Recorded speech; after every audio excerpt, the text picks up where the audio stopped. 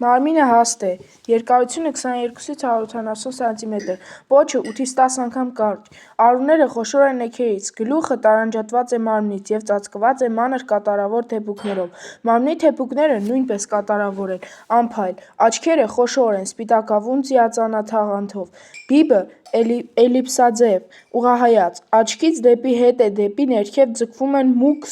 ձոլեր, գլխի վերևի մակերեսը առանց նախշի է կամ մի քանի մանր սև կետիկներով, պարանոցից դեպի պոչի առջևի մասը ձգվում է մուգ գորշ-շեկ մուգ մոխրագույն կամ գրեթե շագանակագույն, լայնակի ձգված խոշոր խալերից բաղկացած շղթայաձև նախշ, մուգ խալերի մեկական կամ զույգ շարք են ձգվում, նաև մարմնի կողմնային մակերեսները, մուգ խալերի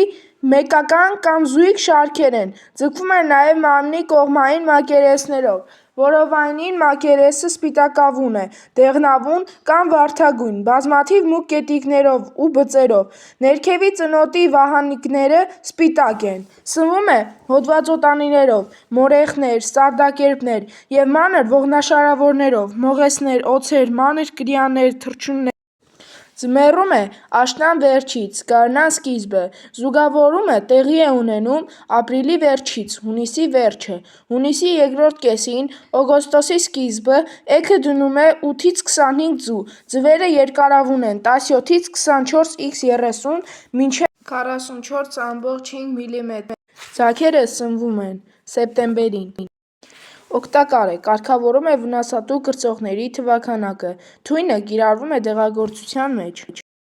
Հայաստանում հանդիպում է գրեթե բոլոր մարզերի, բացառությամբ Գեղարքունիքի մարզի